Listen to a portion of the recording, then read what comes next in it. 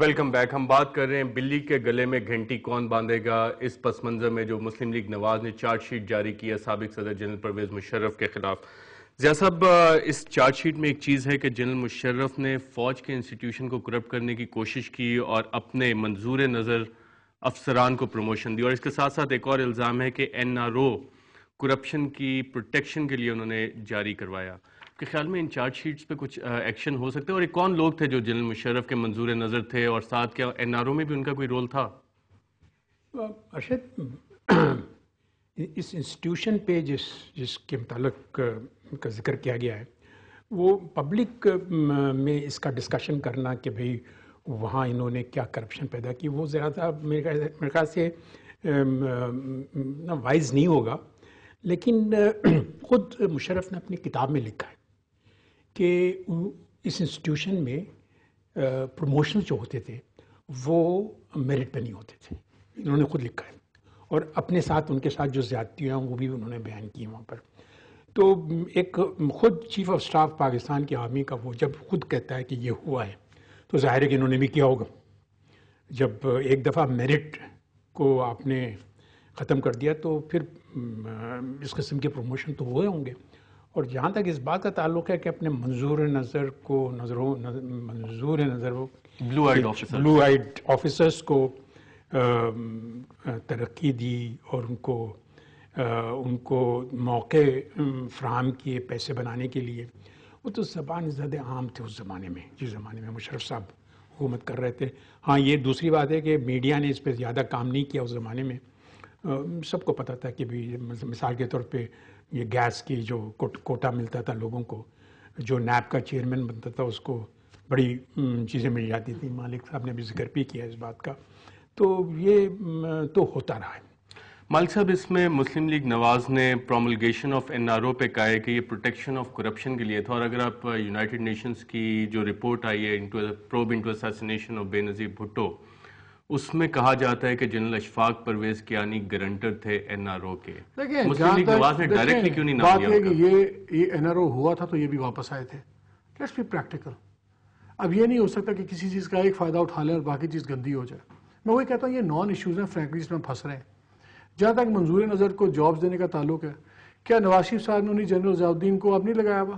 But صاحب کو Punjab government نے سرکاری عہدہ دیا ہوا. کہ انہوں نے رانا مقبول کو نہیں سرکاری عہدہ دیا ہوا who's wanted in attempted murder charges in Sindh? تو یہ سارے یہ کرتے ہیں، یہ چھوڑ دیں کون نہیں کرتا. بات یہ سارے گنانے کرائم ہیں کہ یہ امپریشن نہیں میں دینا چاہتا کہ ٹھیک ہے جی یہ جائز ہے. وہ یہ شروع میں بات کی تھی کہ یہ ایشوز ہیں. ایک ایشو بڑا سیدھا ہے، کانسٹیٹیوشن وائلیٹ کیا کرنا ہے آپ نے، اس کو لائیں آرٹیکل 6 پہ، جو کرنا ہے آپ نے کر لیں.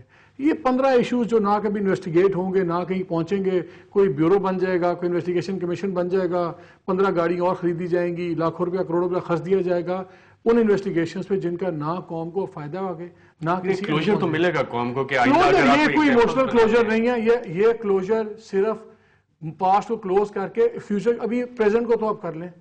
پریزنٹ پہ تو کر رہے ہیں. ضیاء صاحب اور مالک صاحب، آپ سے دونوں سے میرا سوال ہے کہ اگر مسلم لیگ نواز سیریس ہوتی اس چارج شیٹ کے بارے میں تو کیا انہیں یہ پارلیمنٹ میں نہیں لانی چاہیے تھی؟ لانی تو چاہیے تھی، پارلیمنٹ میں اس کو ڈسکس کرنا چاہیے ان سارے ایشوز کو. لیکن یہ بھی بات ہے کہ جو پارلیمنٹ 18 امینڈمنٹ میں بزی رہی ہو، یعنی یہ بہت بڑا کام کیا ہے پارلیمنٹ نے.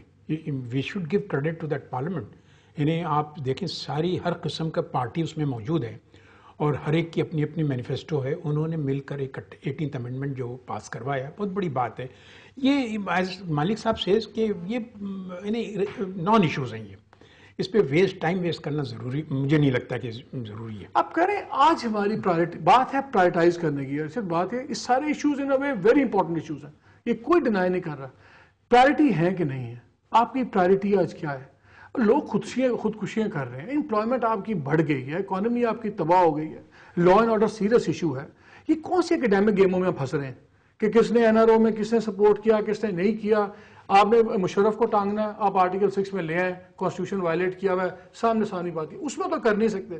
ان 15 چیزوں میں کریں گے جس میں انویسٹیگیٹ کرنے کے لیے 3 سال لگے ہوئے ہیں، اربوں روپے لگ جائیں گے. اور let's get on with the present. اور وہ پنجاب میں جہادی آرگنائزیشن جو ہیں ان کے خلاف کون ان کو کام کر رہے ہیں؟ وہ لشکر کے طیبہ ان سے قابو نہیں ہو رہی ہے, 15 چیزیں باقی کریں گے. بالکل. ضیاء صاحب, محمد مالک صاحب, آپ دونوں کا پروگرام رپورٹر میں شرکت کا شکریہ. ناظرین, آپ نے ایم ضیاء الدین جو ایگزیکٹو ایڈیٹر ہیں دا ٹریبیون کے, اور محمد مالک جو ریزیڈنٹ ایڈیٹر ہیں دا نیوز اخبار کے پنڈی اسلام آباد میں, ان دونوں کی گفتگو سنی, اور اس سے ہم لوگ شاید یہ نتیجہ اخذ کر سکتے ہیں کہ مسلم لیگ نواز نے پولیٹیکل پوائنٹ سکورنگ کی تو ایک کوشش کی ہے, لیکن جو چارج شیٹ ہے اس سے یہ لگتا ہے کہ شاید بلی کے گلے میں گھنٹی کوئی نہیں باندھے گا. آج کے پروگرام میں ناظرین اتنا ہی. آپ ہمیں اپنا فیڈ بیک بھیج سکتے ہیں reporter@dawnnews.tv پہ. اجازت دیجیے, اللہ حافظ.